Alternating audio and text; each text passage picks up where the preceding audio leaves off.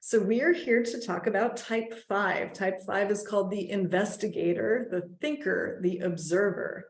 I describe this as like the owl of the Enneagram because this is someone who has a really boundaried approach to life. Their habit of attention goes to concerns that they may be overwhelmed by the demands of the outside world and moves away from this sense that there's enough, there's abundance, that they have plenty of resources. And when I say resources, I mean time, energy, and all types of resources. So this is somebody who is going to have themes of self-sufficiency. This is someone who is very interested in being able to take care of their own needs. This is someone who may carefully plan what they're going to do. They want to think through all the elements because their mind quickly goes to this concern that they might be overwhelmed or caught unprepared. This is someone who is excellent at deep concentration. So these are often the experts of the Enneagram. This is someone who's highly, highly observant. They are noticing a lot. And when they find an area of interest, they may go very deep into that. The way the mind of a 5 works is it can really hold a focus in the way that can be challenging for the rest of us.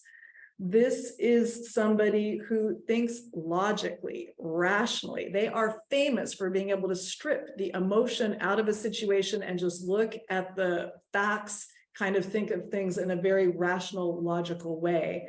An example, Bill Gates is thought to be a type 5. And when he was trying to decide if he would propose to Melinda, he made a list of pros and cons, trying to think through very carefully, okay, is this the person I want to spend my life with? Do I have time for this? So again, a very rational kind of approach to love and marriage.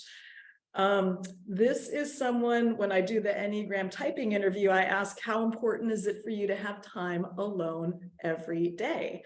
Type 5s rate that high, usually 8, 9, or 10. And my follow-up question is often, what happens if you don't get time alone? And they'll say, I'll have a nervous breakdown. Like, I'll find a way to get time home. It's time alone. It's essential. So this is someone who needs that time alone to kind of recharge. This is somebody who often will say, I don't exactly know what I'm feeling real time, so I take that time alone to process kind of whatever just happened. So this can be what's happening.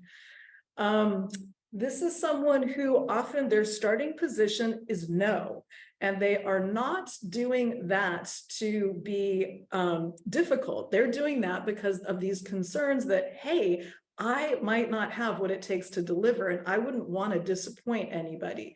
So this is someone who can often have a starting position of no and then has to work to get to yes. This is a high level overview of type 5. Then I go through the various facets within the Enneagram. So in the centers, I call it level 1, but the centers are either the head, the body, or the heart. Type 5 is in the head center. What does this mean? It means that they are first experiencing the world through their thoughts. Something happens and a type 5 tries to figure it out with their intellect, with their mind. All of the head types, the 5s, the 6s, and the 7s have a sensitive issue around anxiety. And anxiety is fear of an uncertain future. So the way type 5s try to work with that is they try to plan. They try to think through, okay, what could be required of me? I will make sure I have that in place. So this is someone who's it's very important to them to plan things out and to kind of think through all of the details of what might be required in any given situation. Then we talk about the wings. So within the Enneagram, you are your type. You're influenced by one of the numbers next to you. So you're either a type 5 with a 4 wing or a type 5 with a 5 wing, with a 6 wing, sorry. The type 5 with the 4 wing, the word we use is the iconoclast. So this is someone who can be kind of philosophical in their thinking. This is somebody who can have a creative way of thinking. They can be almost poetic in their expression. This is someone who can have a little bit more of a creative bent to the personality style. The 5 with the 6 wing, the word we use is the problem solver. This is someone who's approaching things a little bit more scientifically. And what this looks like is someone who's technical, who's precise, who's analytical. So again, just 2 different flavors, but that's what that can look like. Within the Enneagram, there is a theory that you start off with a dominant wing in your beginning of your life, and the second half of your life, you start to develop more of the other wing. So both, you have access to both wings. Usually one is more dominant, and that can just be a question of where you are in your life. Then we move to the arrows. So as you know, the Enneagram recognizes how we behave when we are stressed and how we behave when we are relaxed are different. So when type 5 is feeling good, feeling relaxed, feeling expansive, things have been going their way, they go to type 8. So type 8 is the leader, the boss. What does this look like? So 5s typically withhold. One of the words that they use on the growth path is avarice. This is someone who can be withholding. And what are they withholding? It's usually information and kind of sharing their full selves. When they're feeling more relaxed, they begin to share more. And what that looks like is stepping into more of a leadership role, really showing up. 5s who are in this space will say, I feel like I'm shouting. I feel like I'm being really loud. The rest of us are like, finally, we can hear your voice. So there can be a way for 5s when they step into this kind of type 8 personality style, to them, it feels really big. And to the rest of us, it's like, oh, I don't have to strain to hear you anymore. But this can be what that looks like. The opposite, if 5s are not feeling well, they're stressed, they've been pressed for a long period of time, they go to type 7. 5s are typically famous for being able to hold a deep focus, and they're being kind of organized in their thinking. When they move to 7 under stress, they become scattered. They can become impulsive. It's almost like they can't figure out what to do, so they start trying to do everything. They can have a lack of focus that can be kind of surprising. So this is often a 5 who's just been put in a stressful situation for a long period of time. Then we move to the subtypes. So there's 3 instincts that apply to all 9 of the Enneagram types, giving us 27 subtypes. In type 5, the behavior is not going to look that different. So it may not be obvious that you're dealing with 3 5s who are of a different subtype, because the behavior can look the same, but what's going on the inside can be a little bit different. So the self-preservation type 5, the word we use is castle. This is the most guarded, the most remote, and the most isolationist of the 5s. This is someone who really wants very little contact with the outside world. They can live very frugally, even if they have lots of resources, and they can even physically live outside of populated areas. This is someone who might want to be quite isolated. So this is what that person looks like. Moving then to the social type 5. This is somebody who is much more engaged and might even look extroverted. So these are 5s that sometimes get confused and think, maybe I'm a 7. This is someone who's very interested in participating, often in groups, but it's following whatever it is. The people who just added, can I ask you to please go on mute? Thanks. The social type 5, this is someone who is very interested in whatever their topic of interest is. And so they might be organizing groups, but what's happening for them is they're actually maintaining a boundaried approach. It's just not obvious to the outside world. So for example, they might say, I'm going to run a workshop, but I know it's going to start at 9 and it's going to end at 5. And if it started to go to 5:30, that would get very stressful for that type 5. So they can really engage with people, but it's in a very contained way. They're highly aware of boundaries. The word we use is totem. And they use the word totem because this is someone who people can actually become representations almost of a body of knowledge to them. So this is a 5 who's very interested in knowledge and maybe going out and socializing to get that, but they really have to be on alert that they're not confusing people for bodies of information. It can be harder for them to connect to the emotional side of a person because they're very interested in the ideas. So this is the social type 5. And finally, the intimate one-to-one, sometimes called sexual type 5, the word we use is confidant. And this is meant to mean somebody who you could share everything with. This is the most emotional of the type 5s. This is someone who actually has a very rich emotional world going on the inside, but they're presenting much more stoically. So the rest of us might not see that. This is someone who's almost seeking the ultimate union. They're looking for a partner that they can really confide in and have that person share everything. So this is what they're looking for. This is someone who has to be careful that they don't keep such high standards that they're constantly disappointed. So there can be almost a bit of romanticism in this person. So this is the intimate, the one-to-one type 5.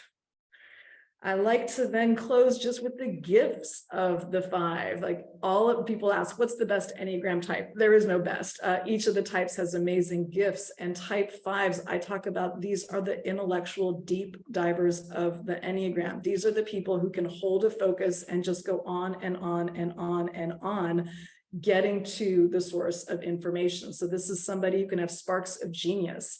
These are the people who often have original inventions, creations. I wrote an article about, you can see that type 5s were behind the vaccines from the pandemic. Those were the people who just kept researching and getting the information until we had a solution. So this is what they're really, really good at. They're also good at offering very clear, rational, information-based thinking. So this is someone who can strip the emotion out of something and be extremely objective. They're very good at that as well.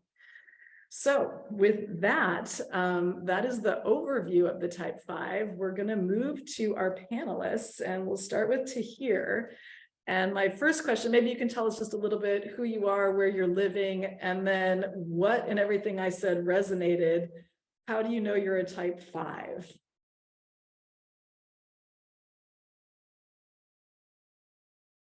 Hey, Tahir, I think you're on mute. There you go.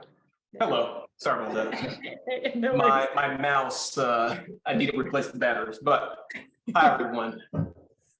Let's see, so a little bit of background. I am currently living in London, so this is about 6 p.m. for me. We are finally getting some sunshine, which is really nice. The sun will actually stay up until about 9 o'clock tonight, which is even better. But more background, so former seminarian, then went to law school, met my now husband while I was working in San Francisco, was there for 10 years, and now moved here about 2 years ago during the second lockdown of the pandemic. So been in London actually 2.5 years. And started getting more involved with Enneagram, and one of my instructors connected me with Lynn. So that's what brought me here today. Okay, and how do you know you're a 5? What in everything I said resonates? Yeah, so it did. It's nice hearing some of the descriptions and be reminded. I was writing some of them down. Like, I love the imagery of the owl. Someone or an animal that sort of has literally like a bird's eye view, is sort of over and above seeing what's happening, not necessarily diving in, but diving in when they want something and then going back up, right? But I do like the imagery of being perched and seeing all that's happening.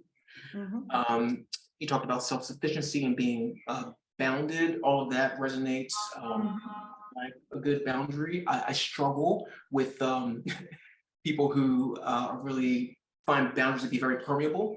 And so I have to sometimes reestablish them, and that can be tricky in relationships sometimes. Time alone is very important for me. I'm very grateful that I have a study and I have a door that I can close, and so I can sort of literally create my little castle. In here, I do identify as a self-pres 5 primarily. I think my next stacking would probably be sexual, then social. Okay, great. And we had talked about, in this series, we are kind of looking through the lens of racial diversity and how that might have affected your journey with the Enneagram. Anything that you want to say about that? Yeah, I mean, so I think when I was introduced to the Enneagram, there wasn't necessarily a racial lens or perspective, but I think I've been working with Enneagram now for about 4 or 5 years. And so I was introduced to it in San Francisco at a church called City Church. And it was more about the spirituality of the Enneagram.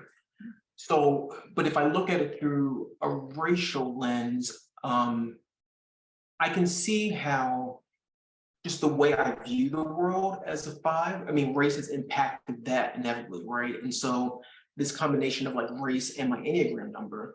One thing I shared before was I never felt comfortable with anger, the emotion of anger, right? Being quote unquote an angry Black man was not safe.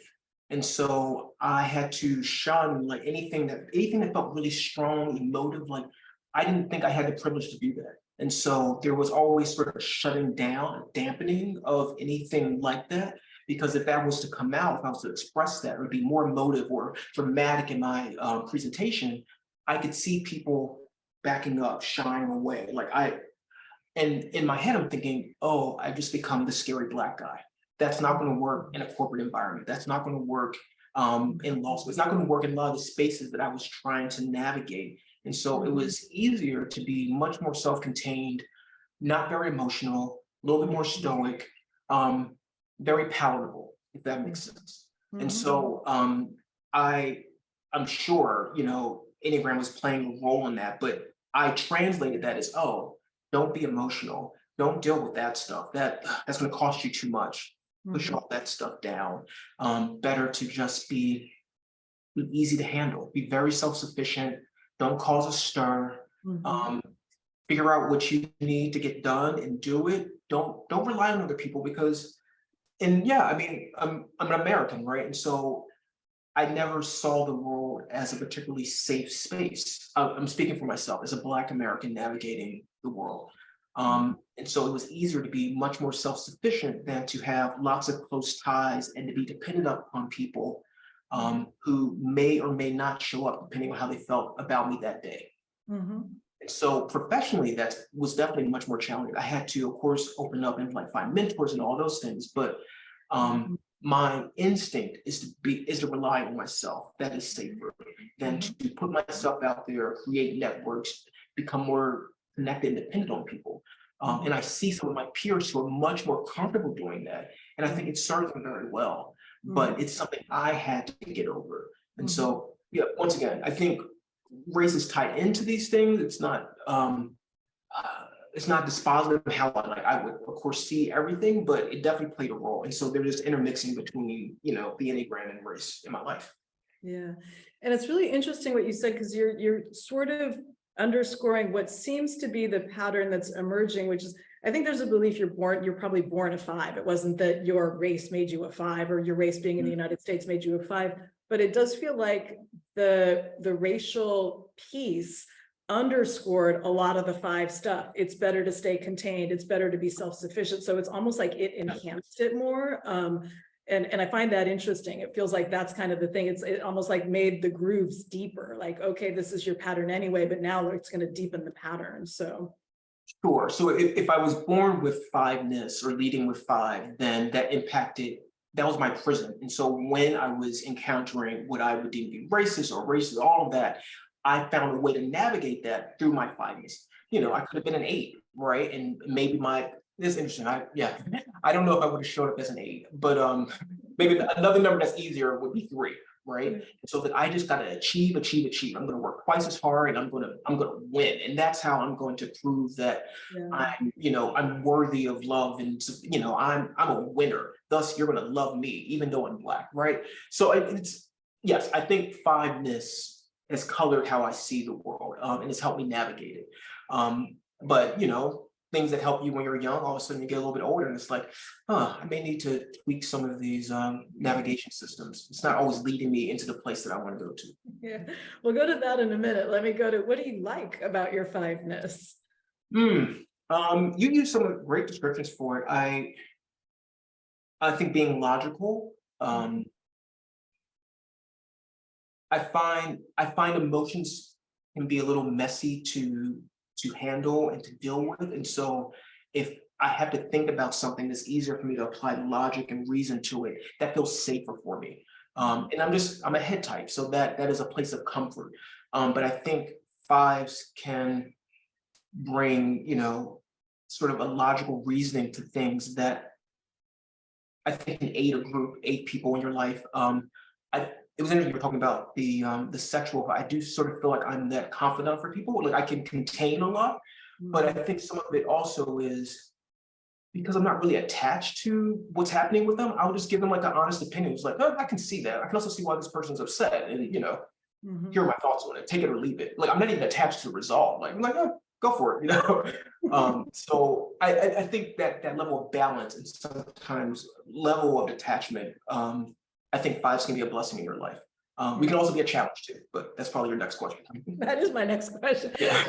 But I want to pause there because I liked how you said it feels safer to you to go to kind of the facts and the information. And I think that's an important point for everyone to hear, because it can sometimes seem robotic or detached, exactly what you're describing. But I think what the rest of us need to understand is it can feel anxiety provoking to go away from facts and information. And the emotional world is pretty unpredictable and often messy. Yes. And Yes. so you said it, but I just want to underscore it, that it's not that a five is trying to avoid that. They're trying to feel safe, actually. And so did you want to add to that? Yeah, and I think the mental space is a space we are familiar with and we know well, we know how to navigate. Emotions, as you said, I was using the language of messy, it does feel a little uncontrolled. You don't know where it's going to go. I don't know if I say this, that triggers something else that you're thinking about, and then there's like lots of tears, and it's like, I recognize that there's an aspect of me that likes a lot of control. And so it took me a second. I never thought about myself as controlling, but there are ways in which I try to have a very controlled environment, controlled relationships, the boundaries, all of that. Like, I never use that language of control, but in some ways it's very controlling. I think when it comes to emotions, I don't know how to control that, and that scares me, Yeah. right? But logic and reason, I feel like there's a roadmap I can figure. Okay, like, okay, yep. That feels more comfortable and easier to navigate. Yeah, makes a lot of sense. What's hard about your fiveness for you? Yeah,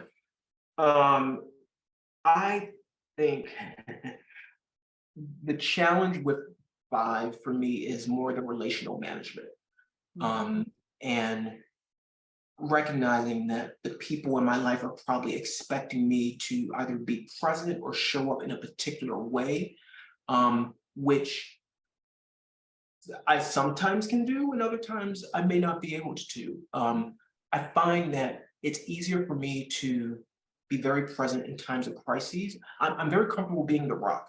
Okay. Like, I mean, if something's going down wrong, like, I can be that person that's very stable and like, we're just going to get through this. Here's a plan of attack. And I won't get emotionally involved, and I'll feel it. But I'll say to myself, because this person's experiencing emotions, both of us can't, fall over and be all upset. Like, someone needs to be like guiding this ship.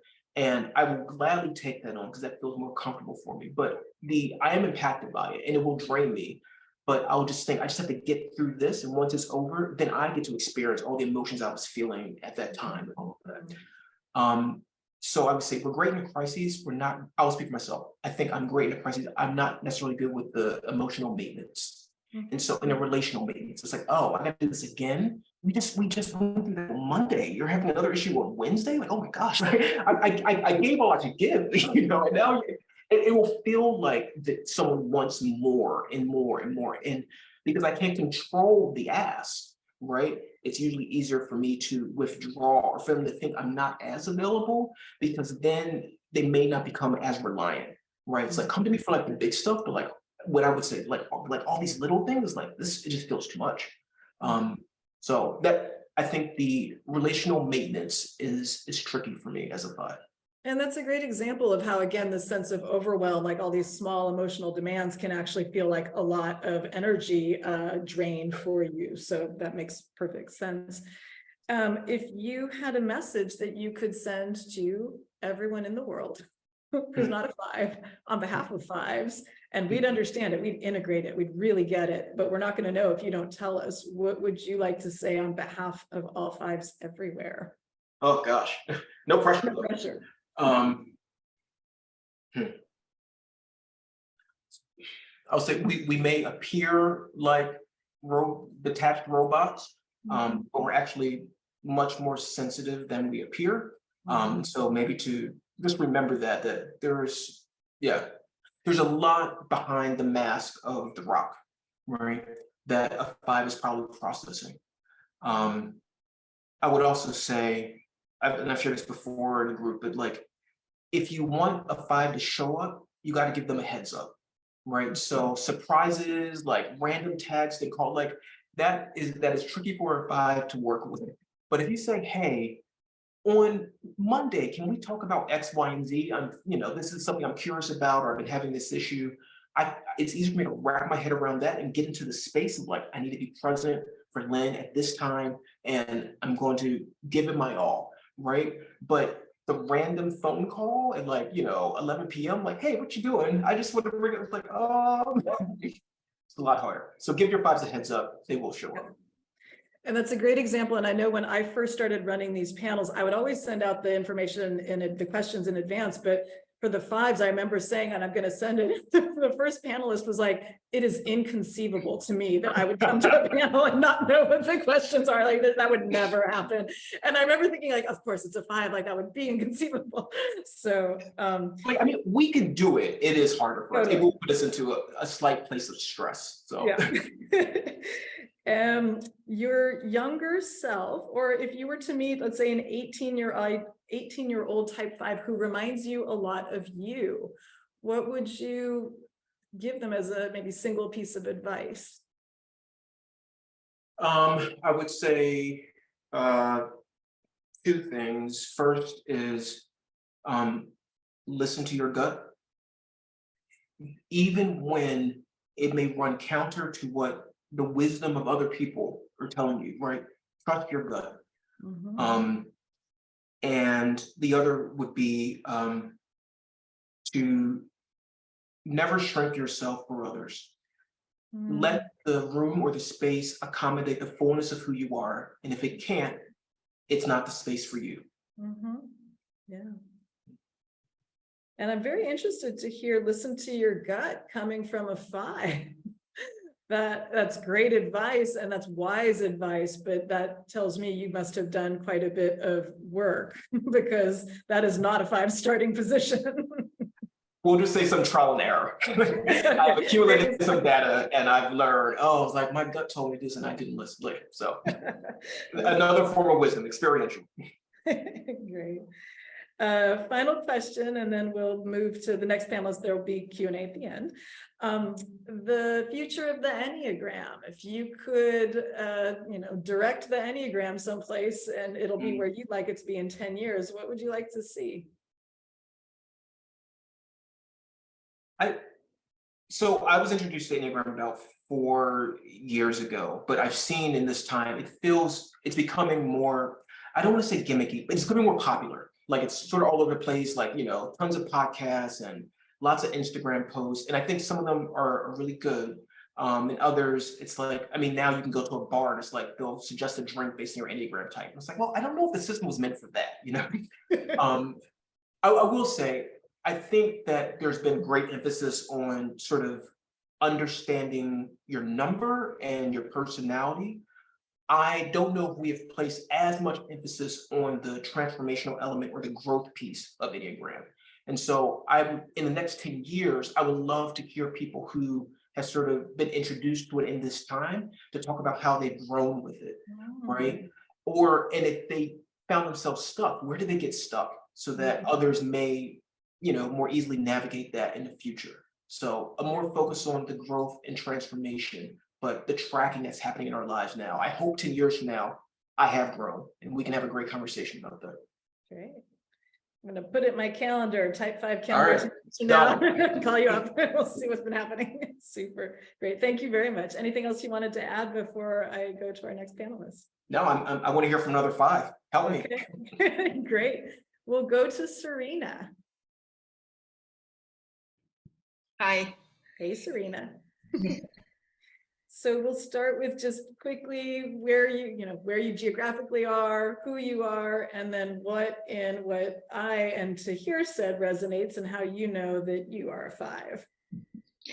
I live in Athens, Greece, and I do projects outside of Greece. I have a lot of projects right now on the African continent where I had lived for several years. So that's kind of my background, headed more into like the impact investing space, that kind of stuff. what resonates? Not surprisingly, I took some notes, right? So I think that I like the heads up, show up. To me, it's like I tell people I date or friends, like, please don't ask me to read your mind.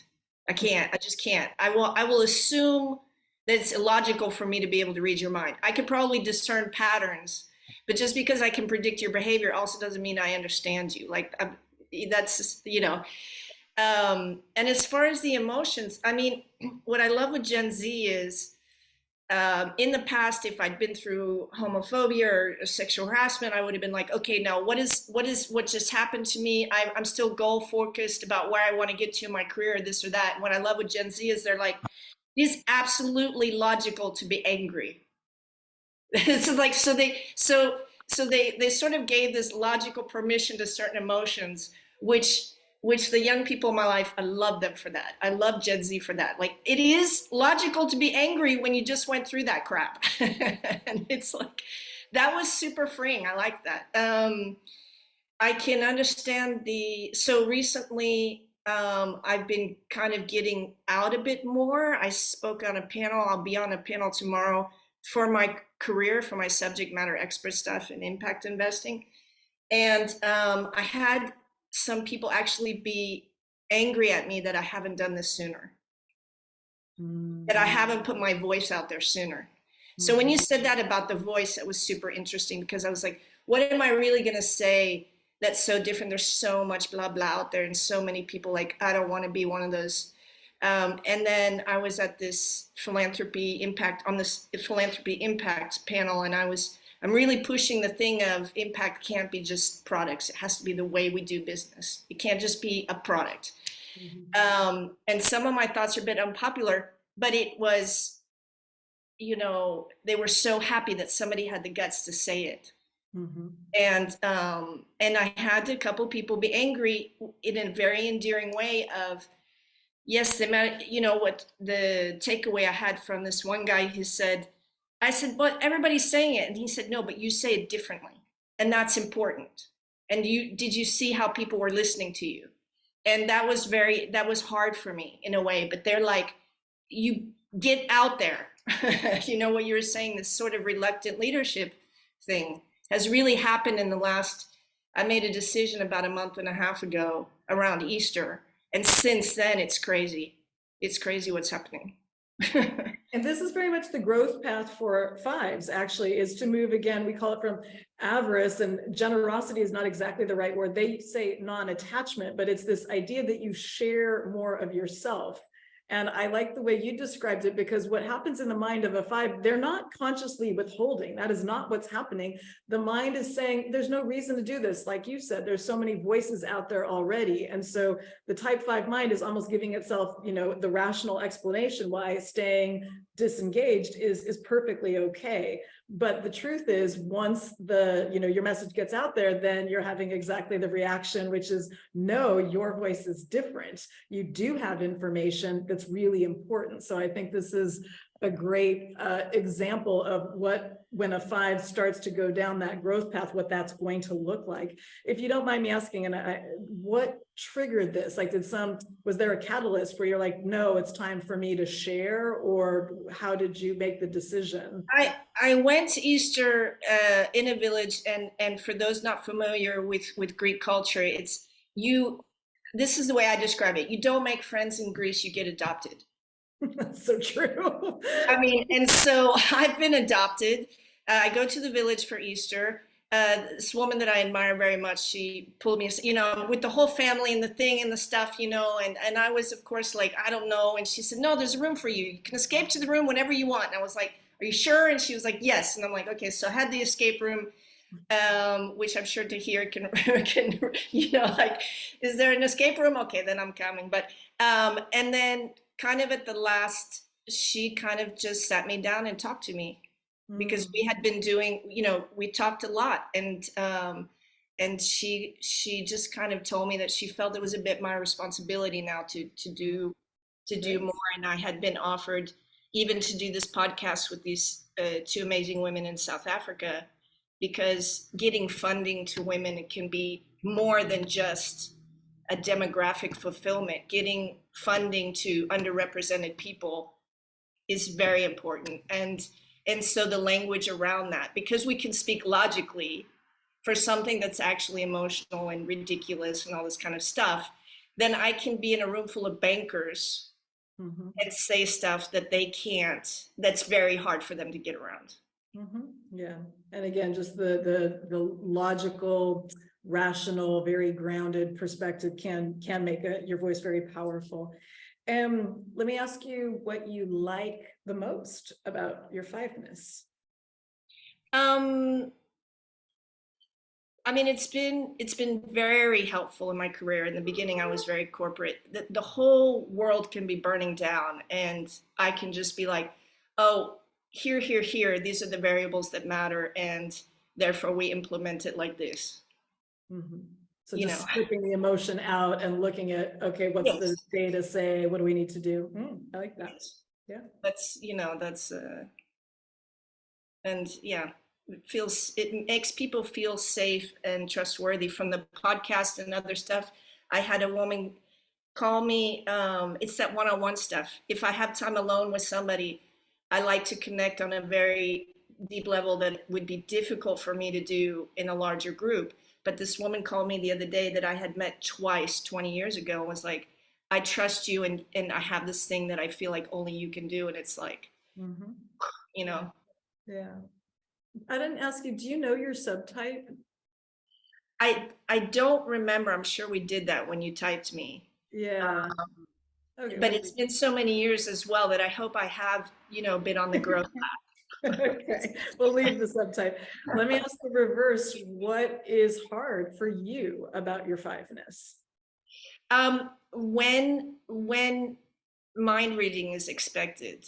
I almost thought I was on the spectrum at some point, because it was like, am I supposed to know that? Because people who are emotional will go, but you should know that. And it's like, should I? Am I supposed to know that? Like I started going, am I autistic? Like, should I know that? But the minute somebody tells me and they tell me their user's manual, I have a user's manual for all my friends, and that's completely fine.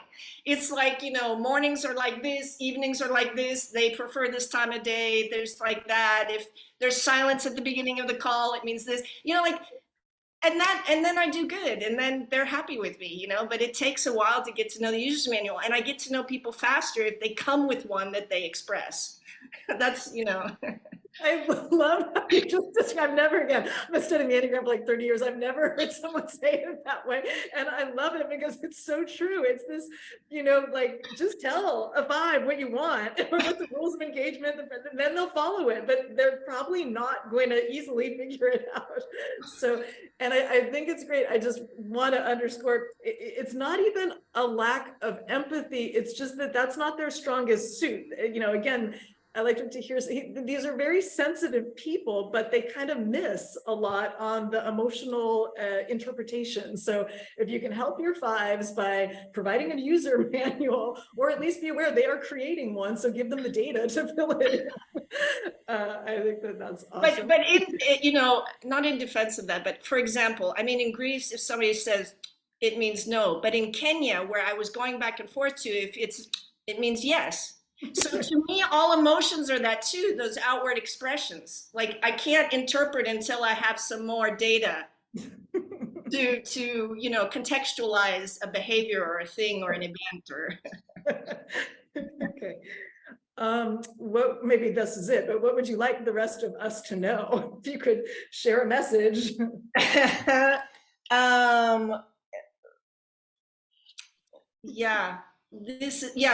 Just come with your user's manual. Like, we're super good with it.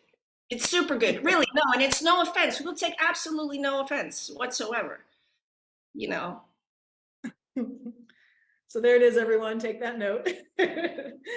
A message to your younger self, or if you were to meet an 18-year-old type 5 who reminds you of yourself, what piece of advice would you give them?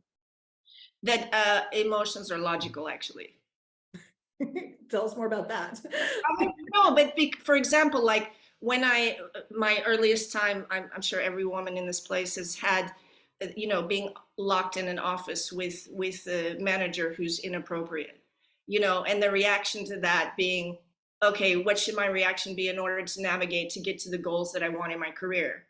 And then going home and just being like that and casually sharing it with friends, and they're like, what? You know, and sort of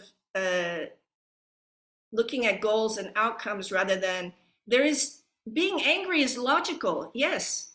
If someone sexually harasses you, being angry is a logical extension of that. If somebody is treating you bad, then anger is logical, you know. That outcome, you know, to have been traumatized by something is actually a logical extension of events that happen to you. And so emotions are not, now of course for you that sounds super crazy, but the emotions are in fact logical reactions to inputs that you experience. What I'm hearing is it's almost like to your 18-year-old self, you would give her permission to feel, and the way she could feel safe feeling all that is to understand that there would be a logic behind it. But what I'm really hearing is just that you would give her permission to feel everything that she's feeling, and that she could allow herself that because she could trust that there was a system, and there was a system that was going along with that. It's not that the emotions are just coming from outer space. Is that right? it? And it's a piece, it is a piece on the chessboard. It's a legitimate and valuable piece on the chessboard that belongs there. Yeah. Next to other stuff. Yeah. The value of emotions. Yeah. And again, I think that's a great message, because that is something that fives sometimes need to learn, because it can feel like, well, just throw away the emotion because that's not useful. But in fact, it is part of the human experience, and it does need to be processed. So yeah. Okay. I like that. I don't know, do you want to answer the Enneagram question? I know you know the Enneagram, but you're not so much in the community that maybe you have a vision of where it should be in 10 years. Anything you want to say around that? Well, actually, you know, I'm in recent projects been around of a larger community of non-binary and neurodivergent people, and I wonder often what I hear from them is, you know, we're not taken into consideration because the writers of things are, you know, being trans or being cis is still very binary. And so in listening to them, which I find fascinating, and when they trust you enough to share all that type of experience, you know, it is interesting. And I wonder if neurodivergent people, in fact, you know, what that could mean. And so to listen to that, to become, you know, mindful of actually listening to that and wondering if there's a different space or how that may work different. It may work different.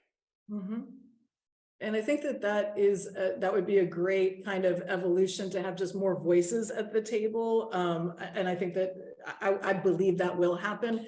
How it will happen and what it will look like, I have no idea. But yeah, I think I share that with you. I think it would be useful, because right now it is still coming in kind of from a single perspective, which is not necessarily the full picture. So okay. Anything else you'd like to add before we go to our next panelist? No, other than, you know, to thank you again for having done the typing all those years ago, because it was really like a key. It was a key. It was a super valuable key. So just to say thank you. And I thank you for doing the typing, and I share it because I had the same experience for myself. When I learned my type, it was like, oh, that's what's going on. And I imagine everyone here on this call had the same thing. It was like, oh, you kind of know what you're doing, but suddenly you've got a framework for it, and you've got the motivation behind it, and you've got a path forward to stop doing it, or to be able to at least choose your behavior. So thank you for saying that. And I too share the excitement of how well the system works. So super. We'll go to Michalis. Hello. Hello, how are you?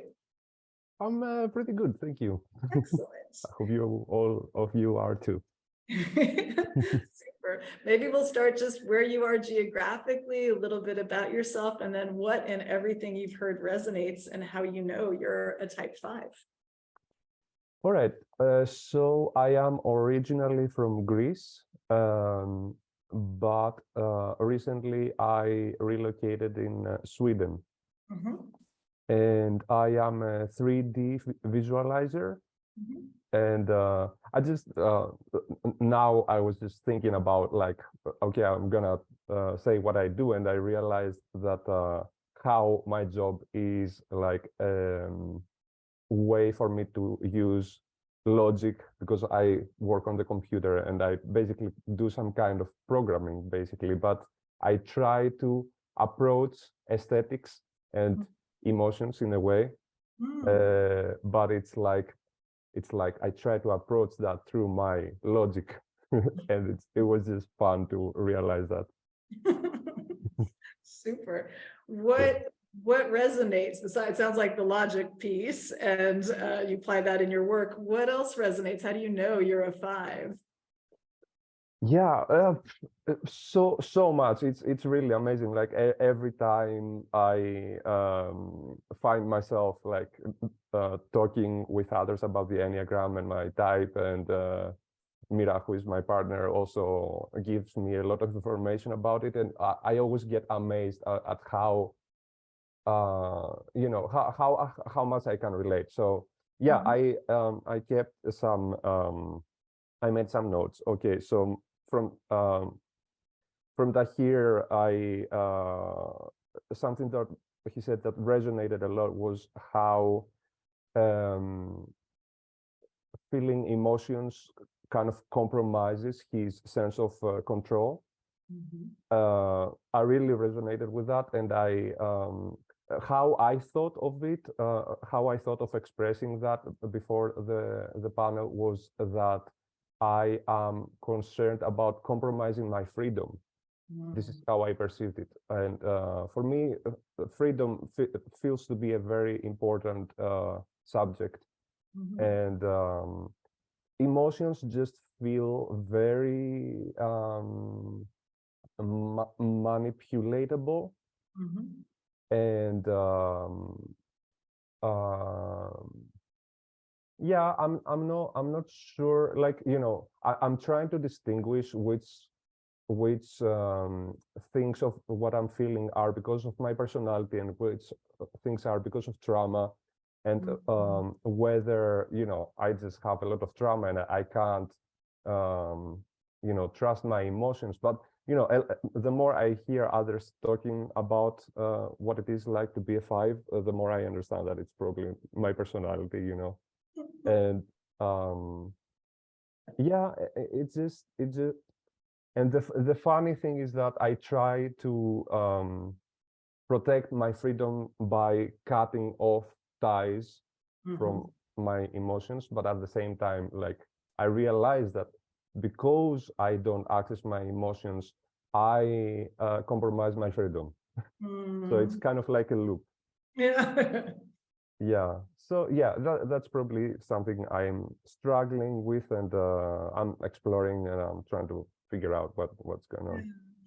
Talk to us a little bit about, you know, you grew up in Greece, which is a very emotionally expressive country, and kind of messy. How was that for you as a 5? And then you've gone to Sweden, and I don't like how have the different cultures worked with your 5-ness? Yes, that's an interesting topic about culture.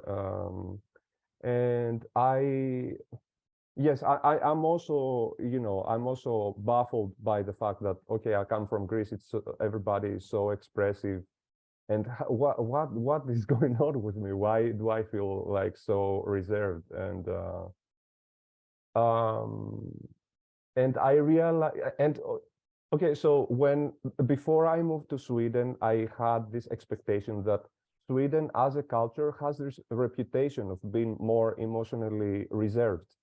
And I thought, okay, so maybe this could, you know, my personality would be a better match with this country. And when I came here and started meeting different people, I realized that there are still people on the, you know, within the full range of feeling emotions, not feeling emotions. It's not a matter of culture. It's like, you know, it's primarily personality. I like, you know, seeing in a country that has the reputation of being these detached from their emotions. I met so many people who have great access to their emotions, and I'm like, that's really surprising to me. Yeah. And I think it is that a reminder, like wherever you go, there you are. So if you're emotionally reserved and you're in Greece, you're still emotionally reserved. If you are emotionally expressive and you're in Sweden, you're still emotionally expressive. It's just, okay, that's the geography. So yeah. Exactly. But as it was mentioned before, of course, culture would like create, would reinforce those habits and those trends for sure. But it's clear to me that personalities are personalities. It's yeah, they're there Yeah. for good. What do you like about your fiveness? I like for all of your questions, I have a lot of I have a list of answers. So I'll try to be efficient here and pick the most, the ones that make most sense. I like being analytical and going deep into things and finding creative solutions to problems. Whenever all of you were talking about these things, I was like, yes, yes, yes, and yes. I can really relate to that, and I enjoyed it. I uh, I'm just looking at my notes real quick. Thorough, I go deep. I see patterns and I connect the dots. That's yeah, I really enjoy doing that. Um, yeah, that's pretty much it. And I think that you're the one-to-one subtype. So is that right? You're having a more emotional experience internally. If I remember right, that's your subtype. I think so. I haven't explored the subtype as much as I would like to. There is a chance that I could be also the social type, Yeah. because you said something before that that resonated, like participating in groups. Yeah, I don't remember exactly what you said, but it could be either the social or the intimate type. I'm not sure. And the social, usually what they're doing is they're participating and they can seem very, very engaged and even leading the group, but it's in a super boundaried way. So they engage, but knowing when it's going to start and when it's going to stop and who's going to be there and kind of controlling it that way. So yes, exactly. I can think of examples where I'm in a group doing an activity that I enjoy and I feel confident with, and I will start, bringing in the systems that I have created for myself and trying to bring them in the group, and being so focused on how the systems work and trying to communicate them to the other members of the group is just an extra level of complexity, and it just becomes a very challenging experience. But it also intrigues me, like figuring out how to make it work, like share my work with the people. It's a bit of a challenge.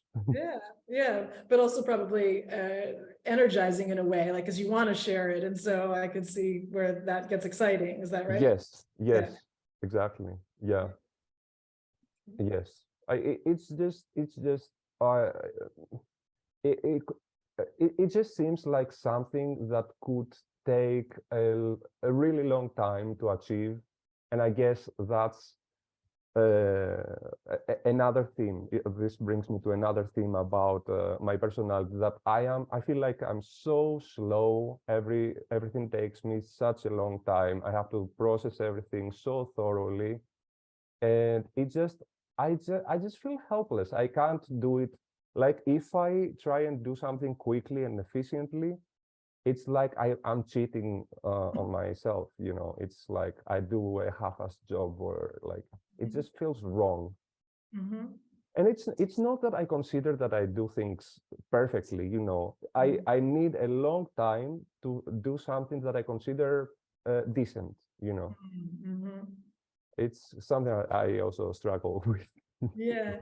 But I'm And sure fives will say that because they're often like, they're kind of going through making sure all the bases are covered, again, because of this concern about, you know, resources, is everything going to be okay? So carefully planning out just all the elements and all, like, covering all the variables. Is that what you're doing? Kind of this deep consideration of all the variables? yes, yes, I think so. I think so. Um, and especially, I think when I do an activity that has to do with interacting with someone, like writing an email, you know, Hmm. that's even more challenging because other than the fact that it has to do with like interacting with another being, which is like an emotional process, which is tough by itself. But I also try to think of all different perspectives. Like if they read this and they think that, maybe I should have said this in that way. But you know, start listing out all the different cases and try to make like the perfect choice of words to say what I it could be like 3 lines. It's like I end up feeling really stupid in the end that I spent that much time. This is a good moment just to talk. The mind of a five, it's like a schema that flows into a flow chart that then flows into another. So it is very much the, and if they think this, then this and that. And so then it makes sense where it's going to take you a long time because there's just so many variables that are being kind of processed. And to get it wrong would feel like, oh, the whole system wasn't, you know, working right. And so this can be part of, fives are sort of famous for being slow processors. It's actually thorough processors is probably how we should be thinking about it. But to the rest of us who are more okay throwing those details to the wind or not, you know, it can feel like it's slow. I would invite everyone who's maybe been frustrated by your fives to just consider it that it's actually they're being extremely thorough and trying to think through all the different pieces. So Yes. is I that would, what go ahead. yes, I would also like to bring in like an example from my work. It just came to mind. I think it's simple enough and it illustrates this kind of process. Okay, so I create visuals for products mainly, and my job is to explore compositions of like, okay, you have this bottle, for example, and you can put it here, you can put it here, you can put it like this, you know, and then you can you can make the bottle red. Okay, so it's here and it's red, it's here and it's red, it's here, it's red, but it can also have the lid open. Okay, so here it's red, it's blue, it has the lid open, all the possible outcomes, and it just becomes so complicated super fast, and I'm super slow. Yeah, that I hope that gives you like a That's better great. idea. My next question was going to be what's the hardest? Is that the hardest thing about being for you about your fiveness? Just this kind of very slow processing, or I struggle with that a lot, to a point that makes like my social life mostly very hard, because you know I end up spending a lot of time in my work, and anyways, I don't want to focus on work too much because I already focused on it during the rest of the day. But yeah, it's definitely one, being really slow, and I'll tell you a couple other ones. Okay, I already said, like, I can end up feeling lonely because I don't have the time and the energy to invest in people, and at the same time, you know, I realize how I need people, you know, even though I am a five, I can tell how important it is to be in a community, and yeah, all the things that are related with interacting with people. Boundaries, setting boundaries is a big thing for me as well. I struggle with it a lot. I'm worried I might hurt other people by saying clearly what works for me, and that also like avoiding the process of setting boundaries keeps me back from exploring my boundaries, like realizing what it is that I need in the end of the day. So it's a lose-lose situation in the end of the day. Self-care can be an issue as well. I'm trying to list them all. Yeah, I guess those would be the main. Yeah, and just to back up to what you were saying at the beginning about the kind of slow processing and how it can really be a problem, so part of the growth path for fives is to actually become more spontaneous. So it's to very consciously put aside, like, okay, you're not going to follow the system fully, that like you kind of choose to not, and to go with the flow, and to try that on almost as a thought exercise, because for fives, that does not typically feel super comfortable. But it's this idea that you under prepare a little bit and just see how it goes.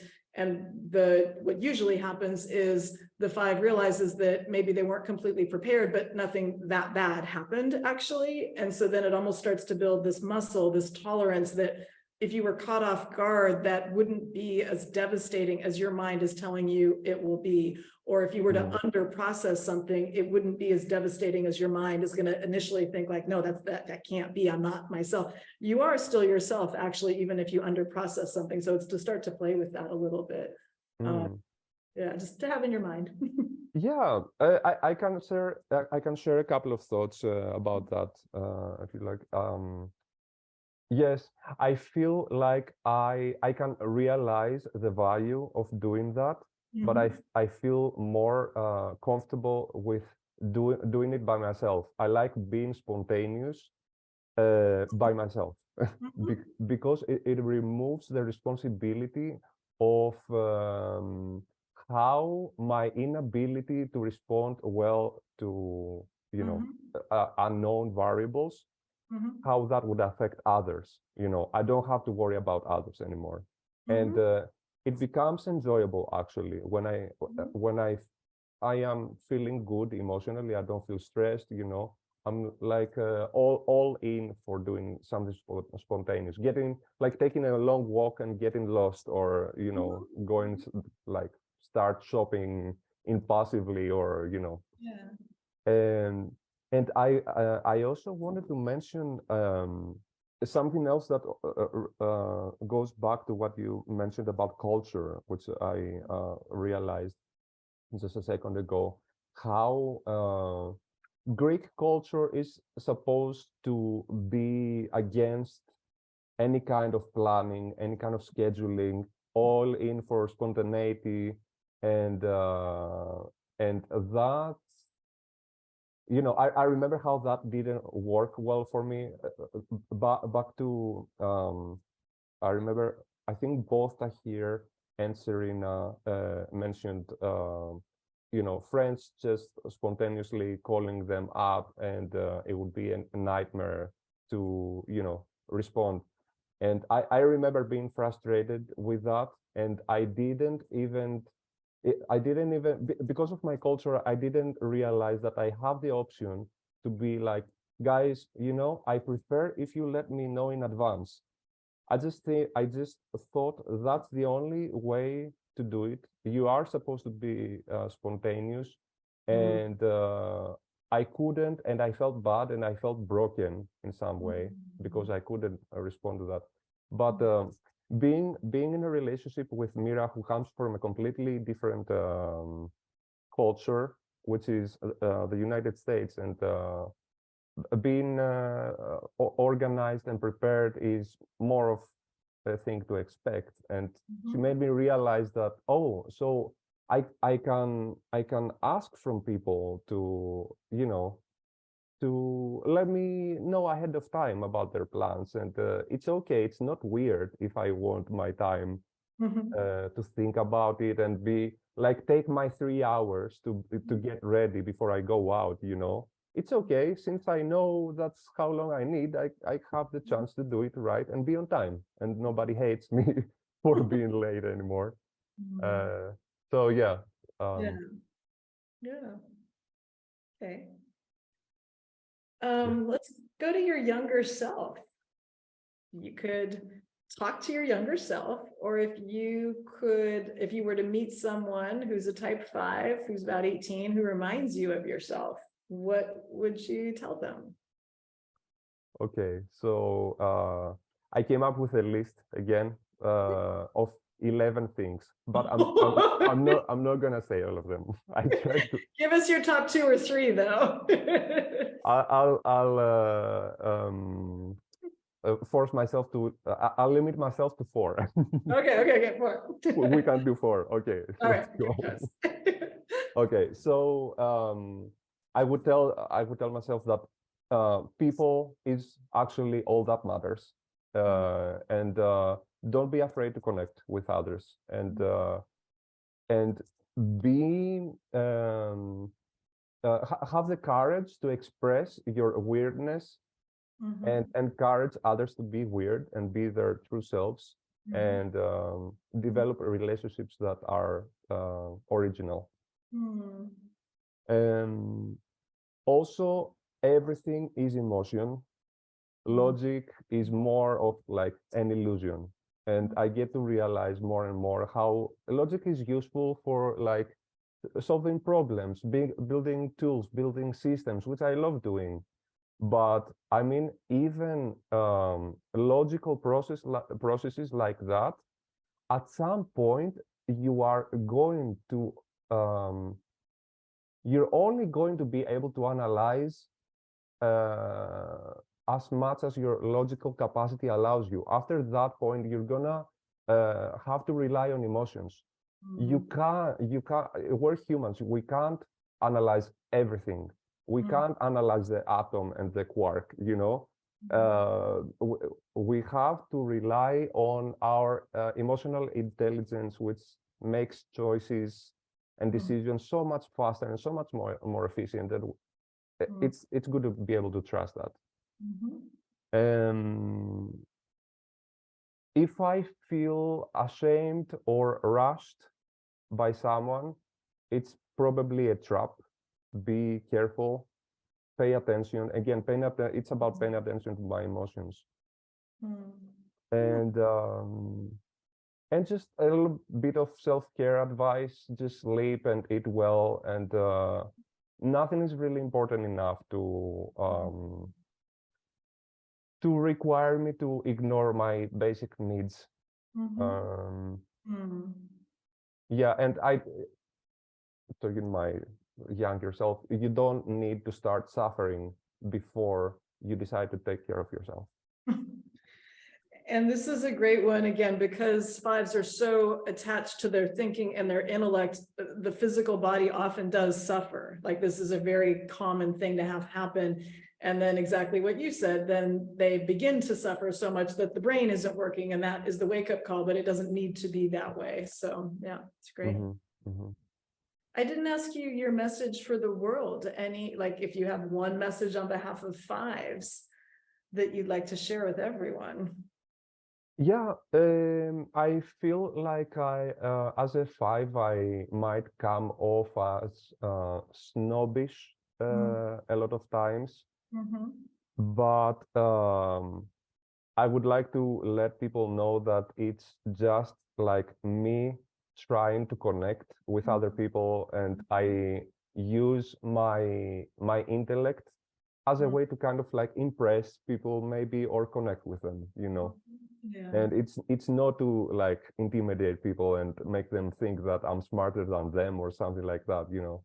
But Yeah. I fall in the trap of using my intellect a lot in my interactions. So just, Yeah. you know, no, it's just I'm trying to connect with you guys, you know.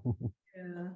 And that's a real, again, one to underscore, because a lot of times fives may come across as arrogant, or at least, socially not smooth, but they're trying to connect. That, to your, very much to your point, you're not trying to show off. You might even be trying to be generous with information, but it doesn't always come across that way. So it may be just, for everyone who's not a five, just try to give the person a little bit of the benefit of the doubt that it's their attempt to connect, and okay, maybe it's not coming off super smooth, but it's their attempt. So that's great. Exactly. I'm not going to ask you the Enneagram question, because unless you want to answer it, where you'd like to see the Enneagram in 10 years. I don't know if you have enough context for that. Yeah, I thought an idea that came to me was to maybe, I don't know, if there could be some kind of exercises or courses or systems that help people heal their traumas and unlock their true potential as their Enneagram type. That's my work. Thank you. Nice plug. Awesome. Yeah, and what you all are going to see in a couple months is I just finished 27 meditations for 27 Enneagram subtypes. So each of the personal growth paths is actually different for each subtype. And so now there's going to be a meditation to go with each of those that you can do for 3 to 11 minutes per day. Anyway, but I'm very much with you. I think having that, it's the next evolution of how healing can happen and how growth can happen. So super. Awesome. Anything else you'd like to add before we move to Shannon? I feel pretty good. Okay. Thank you. Great, thank you. So we're going to go to Shannon. Shannon was a panelist of ours back in 2020. So she's a veteran. In the interest of time, I'm going to keep it a little bit shorter. So I'll just ask you to fill in anything that, well, first tell us who you are, where you live and all that, but then what resonated and anything that you think that's been missed so far, anything else that you'd like to add, just again, either on behalf of your experience or Fives Everywhere. I have notes too.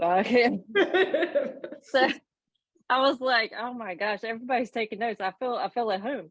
But so now I'm from the US, and I work in human resources, and I was first introduced to the Enneagram about 4 years ago by a coworker. So I have read some, and I do identify as a sexual subtype and a sixth wing. So as far as things that I did find that I relate to, I definitely relate to other fives. That was something I've had the opportunity to talk to quite a few, actually. So and that helps me a lot. And just knowing that that's my number, I guess. But one thing that being a sexual subtype, I would say I am pretty emotional. But I do it alone. I don't share it with anyone else, although I've tried doing it and I'm pretty much suck at it. But I am working on it. And then the alone time is very important to me. I'm a single mom, and there's actually a rule in my house that after 9 o'clock I'm unavailable unless there's an emergency. So because it's just important to me to have that time alone. If I don't, then I will freak out. So it causes me a lot of anxiety, a lot of panic if I don't get that time alone. Yeah, and that's a great example again of this boundaried approach. Like the rule is really clear, but at 9 o'clock, you're not available unless it's an emergency. So great illustration. Yeah. What do you like? Yeah. What I like being independent. I like feeling like I don't need a lot of people or a lot of things to be happy. That I would say that's probably what I like the best. And what's hard? Definitely, and someone else mentioned, or actually I think it's been mentioned by a couple people, relationships.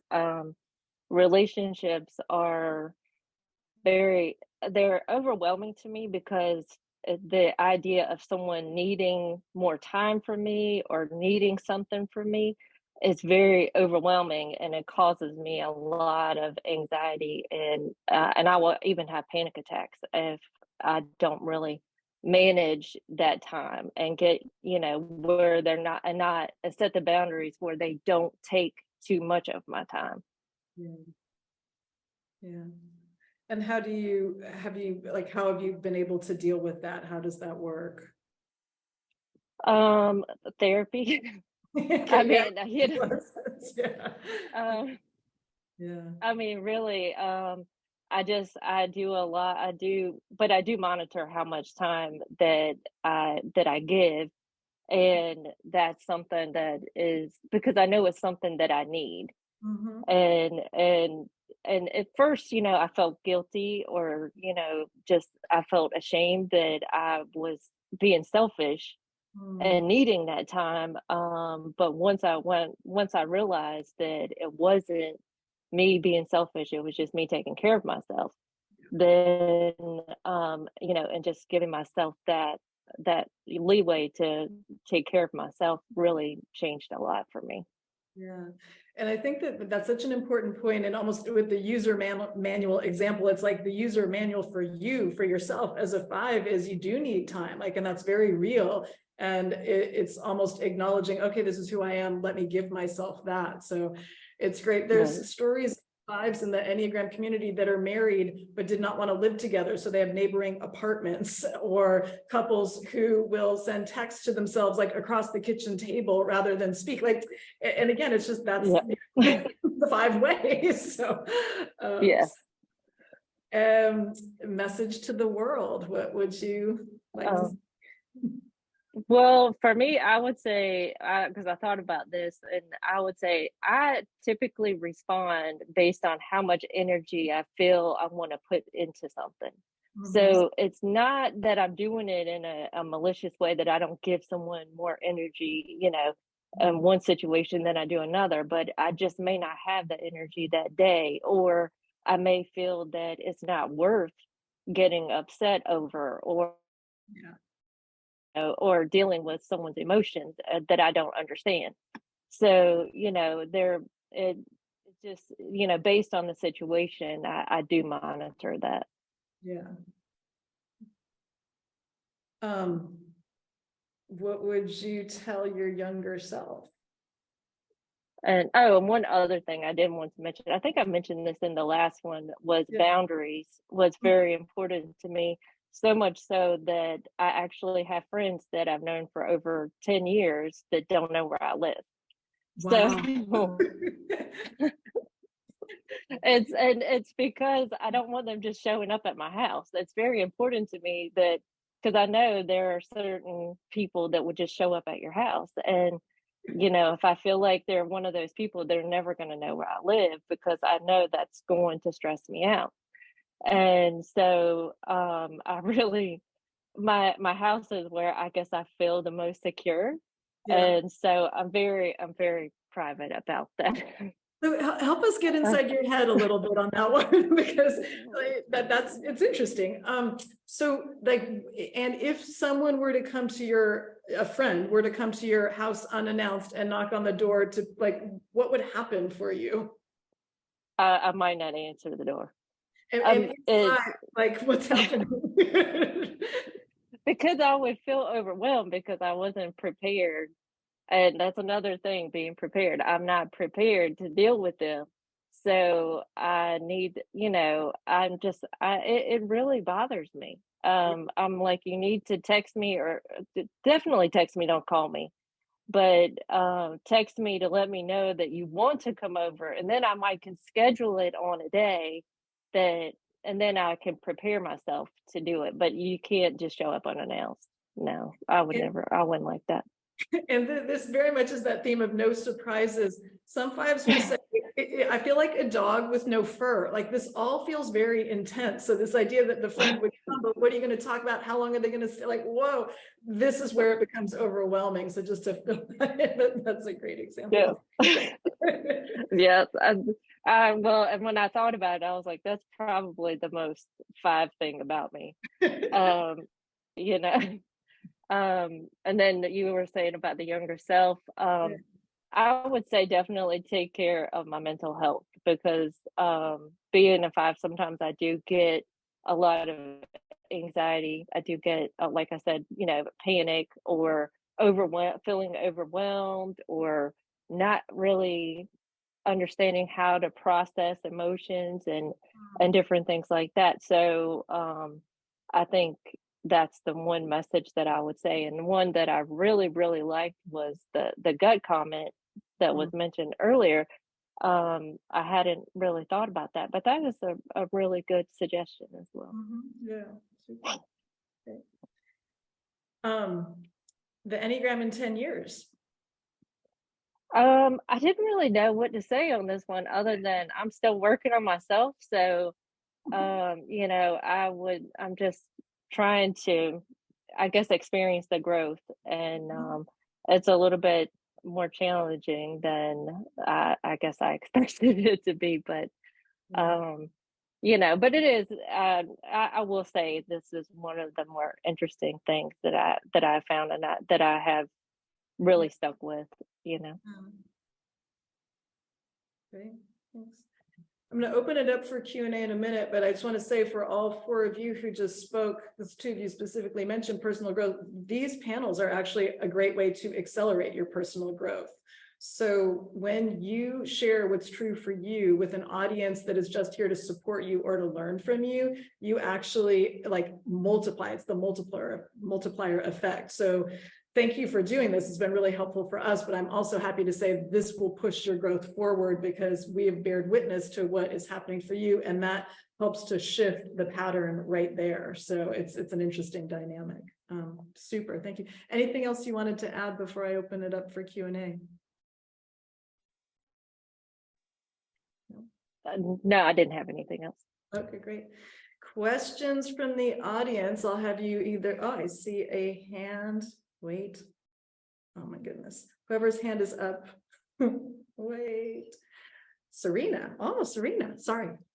No, so it's what I wanted to ask the other fives was, I find with people that once they get in my inner circle, like they become part of my clan, if you will, that I trust them enough that they could show up unannounced, or I don't have to plan as well. There's something that shifts once my insides identify them as part of the clan. And I'm guessing now, but I think they become part of my clan once I'm very comfortable with their user's manual. And then it's like, yeah, come on, just come on. So I was wondering if any of you have this kind of two category for people. Great question. I can maybe say that for me, I have very few friends that I consider them really close, and yes, I would feel okay with them showing up because I know I know what to expect from them. I know I'll have fun with them, with them. But I think for me, it's mostly a matter of whether I'm stressed during that time. If I'm stressed and I'm feeling like what I call time debt, I feel like I'm in debt. I will avoid them. So it's not about how so even though they're close to me and I would be comfortable with them, if I'm stressed, I would still avoid them.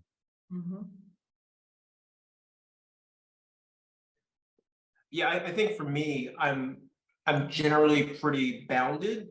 But for someone in the inner circle, or for those in the inner circle, I'm very intentional about trying to be gracious and more welcoming and more generous. But I make efforts, right? It's like it's like, ooh, yep, I really should return my mom's call. I have to tell myself that is the appropriate thing to do and show up, right? But if it was just, sort of an acquaintance or coworker was like, I may get around to that, I'm not sure, right? But I try to be much more intentional with people who I think also have the social expectation that I'm going to be more responsive and, be more open, have more permeable boundaries. They probably still expect more than what I give, but they're getting a lot more than I would give anybody else. Great. Great. Thanks. And Shannon, maybe you already answered that by saying you're not answering the door. So, but go ahead if you have anything you wanted to add. Well, I am a little bit more lenient with like I said, I have some friends that I don't know where I live. Not everybody. So I am, I guess, a little bit more free with my time with certain people, very select few. I just don't open it up to everybody. So, oops. Great. Let me ask a follow-up question to this to the group. What makes a person someone who, well, maybe the question is, do you find there are some people who actually energize you, who actually give you energy versus draining you? Because it sounds like the big thing is that almost everyone's draining. So then you have to figure out how's that going to work for you. Are there people who energize you? And if so, what's the comment? Like, what have you noted? Like, what is it about them that's energizing? Serena, maybe it's what you said. It's have the user manual, so you know what to expect. So it's not as threatening. Again, I don't want to speak for you, but I guess that's my question for any of you, all of you. So, yeah, for me, it's if I know the energizing me is people who get me. Like, I have a particular sense of humor. Even if they don't think it's funny, but they'll chuckle because they see that I'm amused. Like there's that comfort level where but I think that's human, isn't it? Just when you're feeling accepted kind of thing. But for people, if I feel super comfortable with their user's manual and they kind of are okay with mine, then I can be energized. But yeah, the most energized usually are the ones, most of my close female friends are all really cerebral people. They'll be like scientists or somehow a specialist of something. Even I became really good friends with my housekeeper because she did it like a science. Like I just became super fascinated with how she could clean the house. We ended up becoming really good friends, just because like that. Somebody who likes to talk about cerebral stuff can energize me. Like, I don't care the topic. That's great. That's super interesting to me. That's great. Thank you.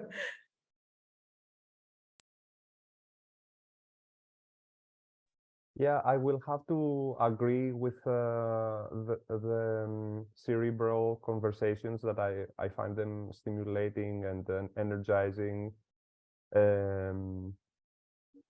I guess what I wanted to say is that I can even though I know that the conversation with my friend would be energizing, I can still feel drained if interacting with them seems like a threat to my time. Like if I'm not in control of my time, it's almost like there's nothing I can do.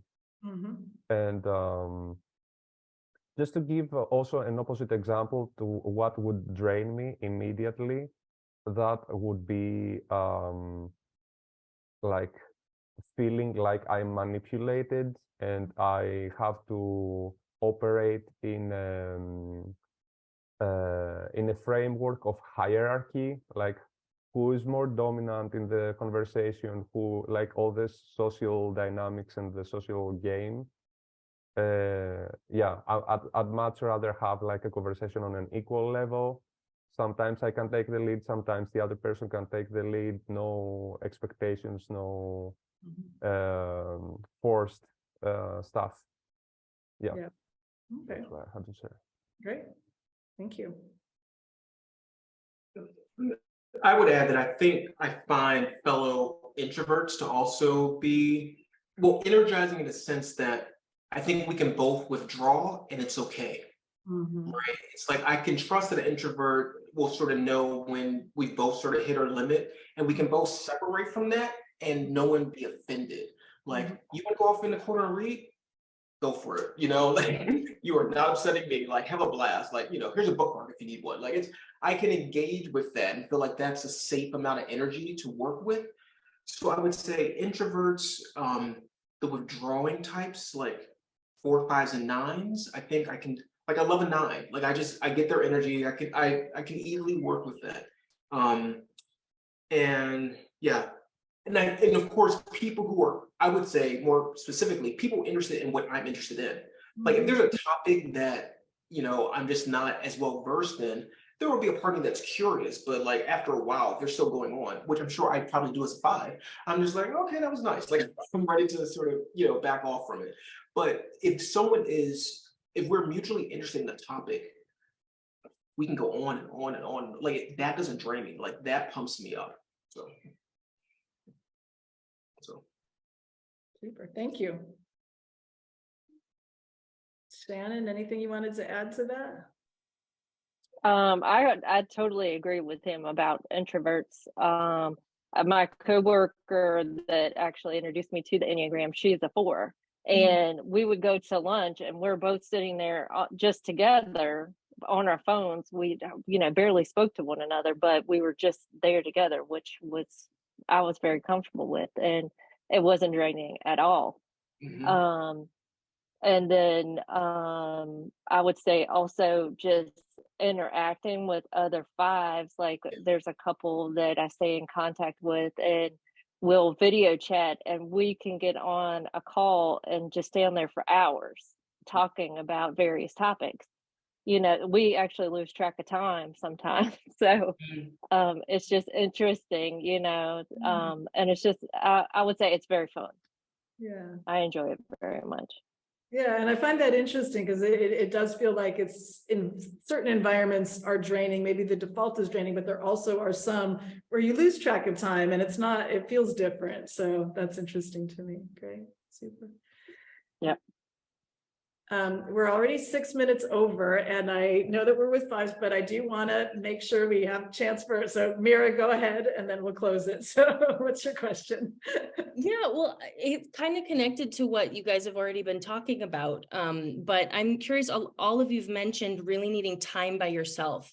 And I'm curious, like, what are you doing when you're by yourself that is so fulfilling? Like, what fills up your battery? Like, just as somebody who loves lots of 5s and who's in a relationship with a 5, like, what helps fill up your battery and re-energizes you so that then you are able to go out and not feel like you're being drained or, yeah. So for me, it's, and Tahir had said this also, Michalis, but if you can imagine, you're in Greece, right? Atikiodos. So you imagine a toll road, and there's all these thoughts, all these cars that have built up the day that have to somehow make it through the toll road, and that it needs to be processed. Otherwise, the cars back up, and that causes stress. If the cars are backed up, it just has to, and that creates that's awesome. That's just awesome.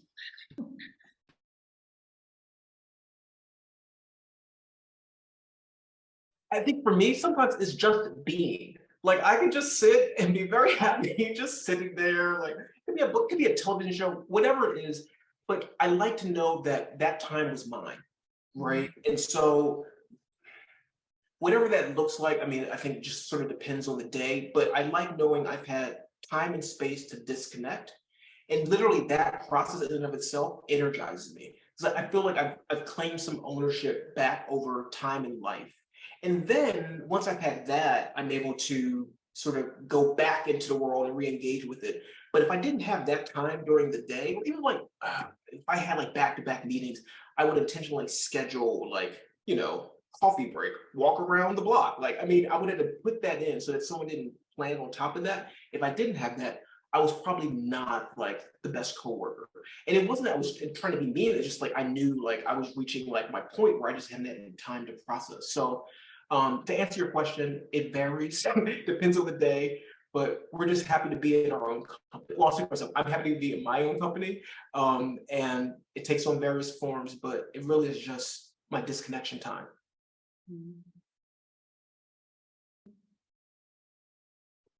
Yeah, I'd like to say that I agree with both of Tahir and Serena.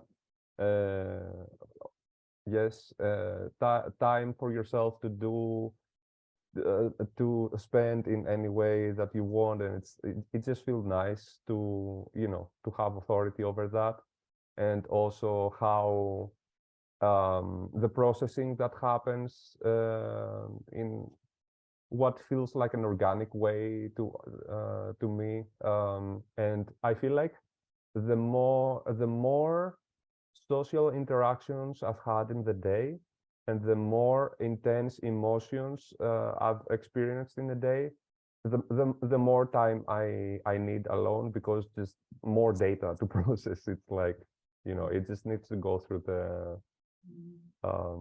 the system to get processed.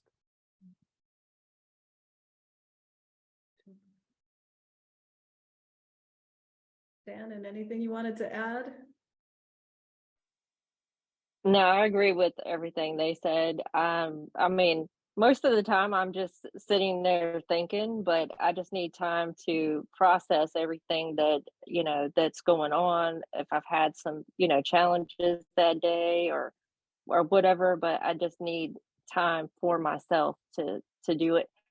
And sometimes it is, you know, just being able to feel emotions and just in that, you know, in that safe place. So Great. Perfect. Thank you. So I teach the Enneagram as a tool for compassion. Thank you to the panelists. I feel like we can all go out and be a little bit more compassionate now, having a better understanding of what is going on inside your internal world. And that really is the point of all this. So I really appreciate your time. Thank you to everybody in the audience. Great seeing you all.